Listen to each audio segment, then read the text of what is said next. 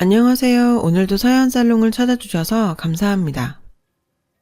열심히 살아온 인생, 하마터면 시궁창에 빠뜨릴 뻔한 29세 여성이에요.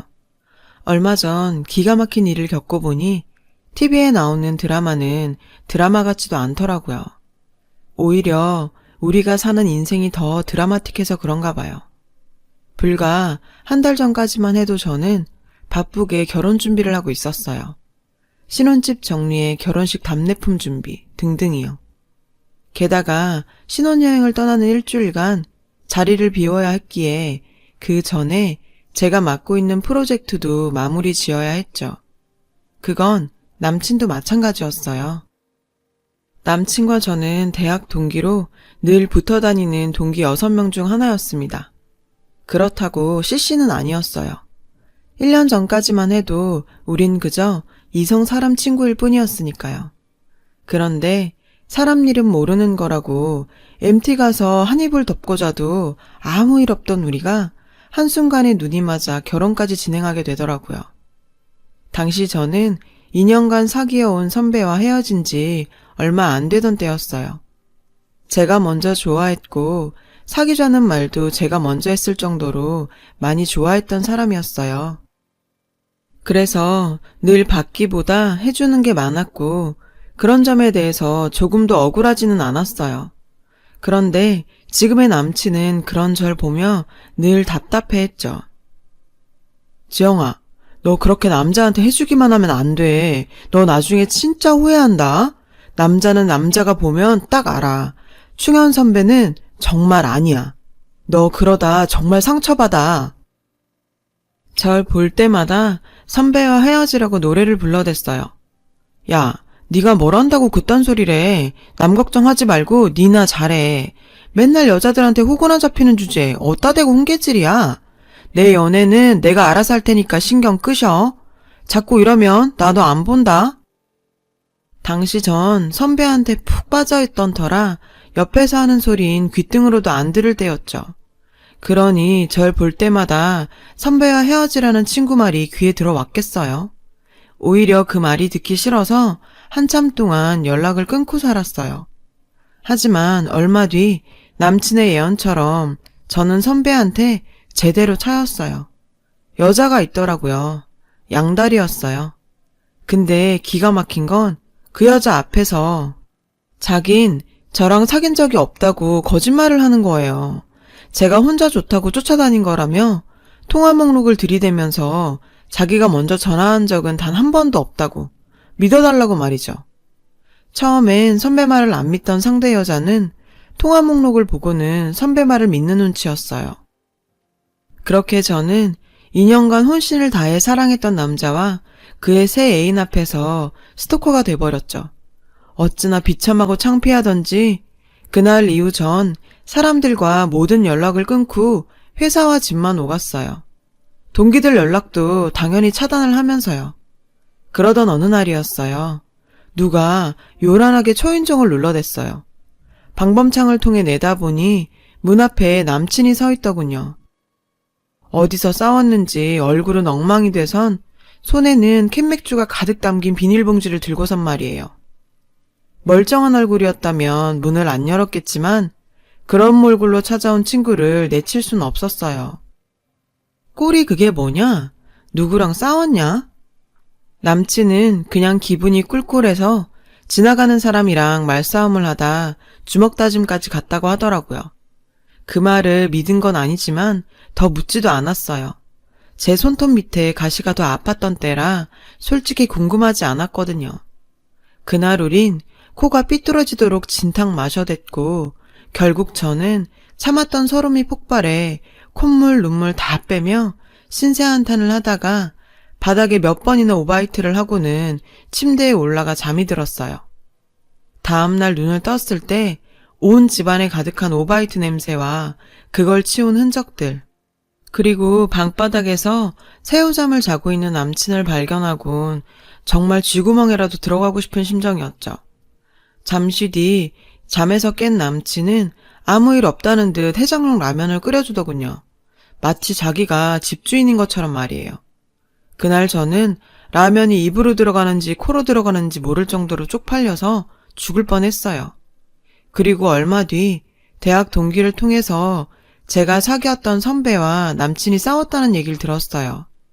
남친은 선배 집에 찾아가선 저한테 사과하라고 소리쳤고 여자 앞이라 끝까지 시치미를 떼는 선배한테 주먹을 날렸대요. 싸움도 못하는 주제에 말이죠. 결국 맞기는 남친이 훨씬 많이 맞았지만 그래도 남친 덕분에 제가 스토커가 아니었다는 사실이 밝혀져서 선배는 여친한테 차였다더군요. 그날 남친 얼굴의 상처는 그렇게 만들어진 거였어요. 내막을 알고 나니 기분이 묘하더라고요. 살면서 누군가 나를 위해 자신을 던진다는 건 생각도 못 해봤거든요. 잔소리나 할 줄 알았지 이런 대담한 면이 있는지도 처음 알았고요. 그래서일까요? 바보같이 선배한테 당하고도 찍소리도 못하고 물러난 절 대신해서 질게 뻔한 복수열전을 벌인 남친이 왠지 달라 보였어요. 그렇게 남자 사람 친구는 얼마 뒤 제 남친이 되었어요. 그리곤 1년 남짓한 연애를 끝으로 결혼을 결심하게 됐고요. 그것도 아홉수인 29의 말이에요. 시댁에선 올해가 지나고 내년 봄쯤에 식을 올리자고 하셨지만 저희 쪽에서 양해를 구하고 올해 진행하게 됐어요. 사실 저희 엄마가 얼마 전 위암 판정을 받으셨거든요. 그래서 수술 전에 빨리 식을 올리려고요. 다행히 일찍 발견해서 수술을 하면 완치율이 높을 거라고는 하지만 그래도 암은 전이나 재발 위험이 있어서 안심할 수 없으니까요. 시댁에선 이런 사정을 들으시곤 감사하게도 저희 쪽 뜻을 따라주셨어요. 식도 식장 구하느라 고생할 거 없이 가까운 가족들과 친지들만 불러서 삼청동 한정식집 마당에서 조촐하게 치르기로 했어요. 게다가 예당과 폐물도 생략하기로 했죠. 시댁 어른들께서 실용적인 걸 좋아하시는 분들이라 꼭 필요한 거 아니면 생략하자고 먼저 말씀하시더라고요. 저희 쪽이야 반대할 이유가 없었죠. 안 그래도 저는 엄마가 걱정돼서 예단 보러 다닐 때 이모한테 부탁할까 했었거든요. 집은 남친이 살고 있는 전셋집에서 그냥 살기로 했어요. 방 하나에 욕실, 주방 겸 거실이 고작인 좁은 집이지만 살면서 우리 힘으로 조금씩 넓혀가려고요. 그래서 쓰던 살림에 냉장고랑 TV, 침대 정도만 제가 해가기로 했어요. 혼수 비용은 아껴뒀다가 집 넓혀갈 때 쓰려고요. 본의 아니게 상황이 이렇게 되다 보니 결혼 준비가 힘 안 들이고 순조롭게 진행됐어요. 먼저 결혼한 친구들은 제가 결혼 준비하는 걸 보고는 요즘 세상에 너희 시부모님 같은 분들이 또 어딨냐며 엄청 부러워했죠. 솔직히 저도 잘하는 결혼이다 생각했어요. 얼마 뒤 황당한 요구를 듣기 전까지는요. 요기베라였던가요? 끝날 때까지 끝난 게 아니다. 라고 했던 야구선수 말이에요. 그분 말이 맞더라고요. 식장에 들어가기 전까지는 모르는 거였더라고요. 기가 막혀서. 글쎄 남친과 제 앞에선 아무것도 하지 말라고 간략하게 하자고 그렇게 세상 혼자 착한 척은 다 하더니 뒤로 저희 엄마를 불러선 이러셨대요. 이바지 음식 말입니다. 요즘은 다들 전문업체에 맡긴다고들 하던데 설마 사돈댁에서도 그럴 생각인 건 아니시겠죠? 아니 예단도 폐물도 다 안 하기로 한 사람들이 이바지 음식은 해오라고요? 그래요. 해오라면 해갈 수 있어요. 근데 요즘 세상에 누가 이바지 음식을 직접 만들어 가요. 제 친구들만 해도 다들 유명하다는 이바지 음식 업체 찾아가 준비해 갔거든요. 게다가 저희 엄마 몸 상태를 아시는 분이 어떻게 이럴 수가 있어요? 그런데 어머님이 선수 쳐서 그렇게 나오시니 저희 엄마로서도 선뜻 안 한다고 말할 수가 없게 된 거죠.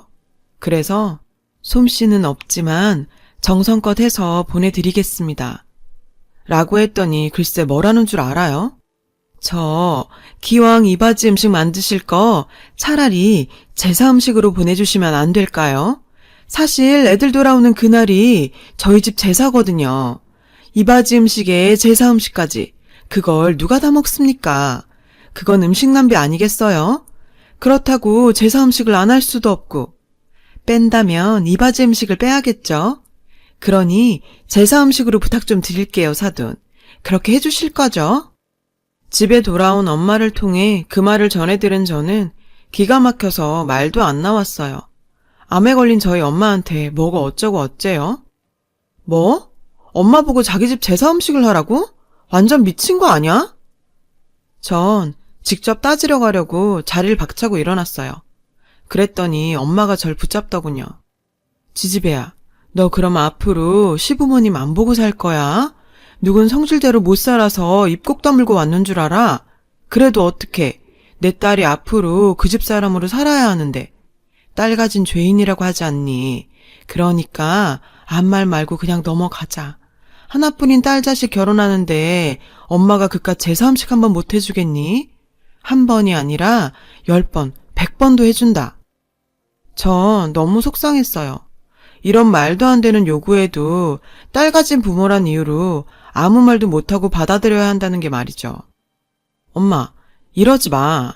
엄마가 이러는 게 날 위한 일인 것 같아? 10번, 100번도 더 해준다고? 그게 어떻게 날 위한 거야. 엄마가 해주면 그 사람들 앞으로 나한테도 똑같이 요구할 거라고. 나도 앞으로 그 집에서 그런 말도 안 되는 요구받으면서도 입 다물고 살아야 한다고. 엄마, 내가 그러고 살았으면 좋겠어? 엄마가 날 어떻게 키웠는데. 다른 집 아들보다 더해서 키웠으면 키웠지 절대 덜해서 키우지 않았어. 근데 왜 딸 가진 게 죄여야 해? 똑같이 먹이고 입혀서 키웠는데 왜? 난 이번 일 도저히 이대로 못 넘어가. 이딴 결혼 안 하면 그만이라고. 전 그 길로 남친을 불러 시댁으로 향했어요. 시댁에 도착해보니 거실에 커다란 캐리어가 나와 있더라고요. 여행 준비를 하는지 철진한 여름 반팔 옷가지에 수영복까지 나와 있더라고요. 엄마, 이게 다 뭐야?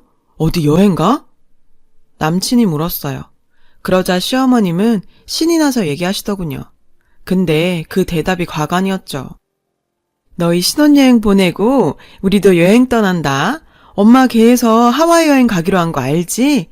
하필 제사가 껴서 못 갈 뻔했는데 어떻게 일이 잘 되려니까 잘 풀려서 가게 됐어. 여름 옷 다시 꺼내야 하잖니. 그래서 미리미리 짐 좀 챙겨두려고. 근데 니들이 이 시간에 웬일이니? 연락도 없이.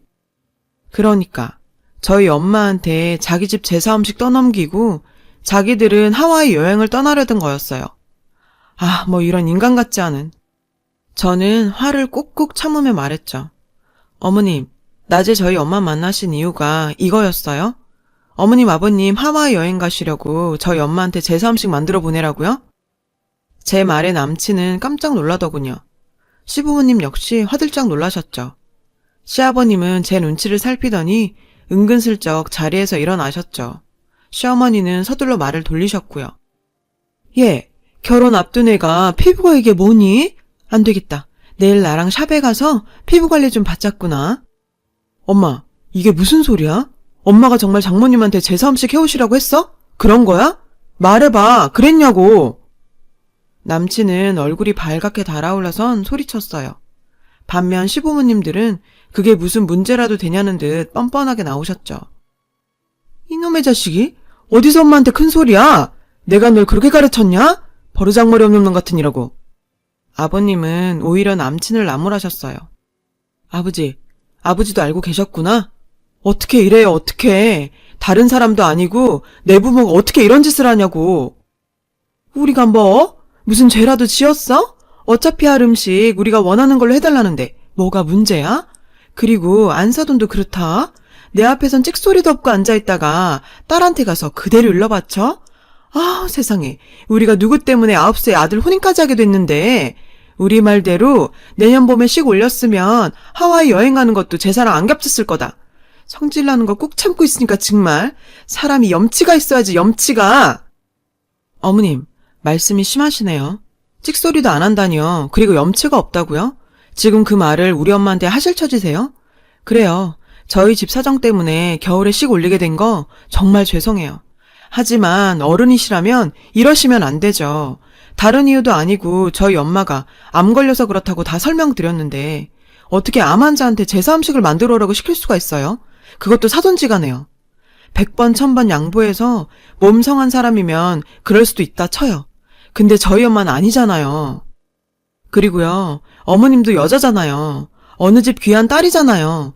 그럼 딸 가진 부모 마음 아실 거 아니에요. 혹시라도 내가 잘못하면 내 딸이 시댁에서 미움받을까봐 싫어도 싫다고 말 못하고 그저 고개부터 숙이는 친정엄마 마음 모르세요?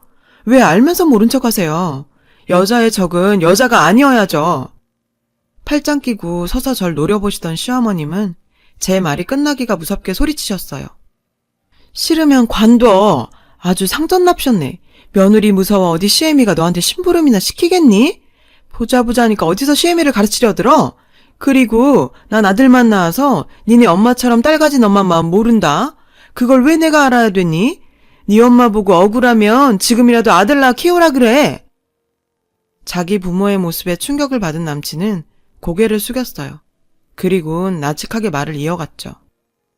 그럴 필요가 있을까요? 연세도 있으신데 아들을 낳아서 언제 엄마처럼 유세 떨면 살아요? 그래도 뭐 잘 됐네요. 사위도 자식이라는데 앞으론 제가 장모님 아들 하면 되죠. 장모님 아들 돼서 엄마처럼 유세 떠실 수 있게 제가 잘 모실 겁니다. 근데 어쩌죠? 제가 몸이 하나라 엄마 아들 노릇은 못하겠네요. 참, 앞으로 전 장인어른 장모님 아들로 살아야 해서 어머님 아버님 제사는 못 지내드리겠어요. 그러니까 지금이라도 아들 하나 낳으셔서 부탁해보세요. 지영아, 가자. 남친은 제 손을 잡고는 집을 나왔어요. 그리고는 가는 내내 제 손을 꼭 잡고는 미안하다고 오늘 일은 부모님을 대신해 평생 사죄하며 살겠다고 하더군요. 얼마 뒤 시부모님은 저희 집에 찾아와 저희 엄마한테 죄송하다고 사과를 하셨어요. 이바지 음식도 제사 음식도 없던 일로 하자시며 몇 번이나 고개를 숙이셨죠. 남친은 그 모습을 보고도 여전히 상처받은 마음이 풀리지 않는지 우리 부모님 아들로 살겠다고 하더군요. 시부모님이 저렇게까지 하시는데 제가 마음을 닫고만 있을 수 있나요? 제가 더 노력해봐야죠. 그러다 보면 언젠가는 남친 마음도 풀릴 거라 생각해요. 걱정 안 하려고요. 이런 남자라면 앞으로 무슨 일이 닥쳐도 현명히 대처할 거고 시댁일에도 팔이 안으로만 굽진 않을 거란 걸 믿으니까요. 저 정말 괜찮은 남자 만난 거 맞죠? 말도 많고 탈도 많던 결혼 준비가 끝나가니 결혼식도 마무리 잘 해보겠습니다. 제 긴 사연 읽어주셔서 감사합니다. 여러분, 사연 댓글에 응원과 현명한 조언 부탁드려요. 좋아요와 구독은 저에게 큰 힘이 됩니다. 오늘도 좋은 일 가득하세요.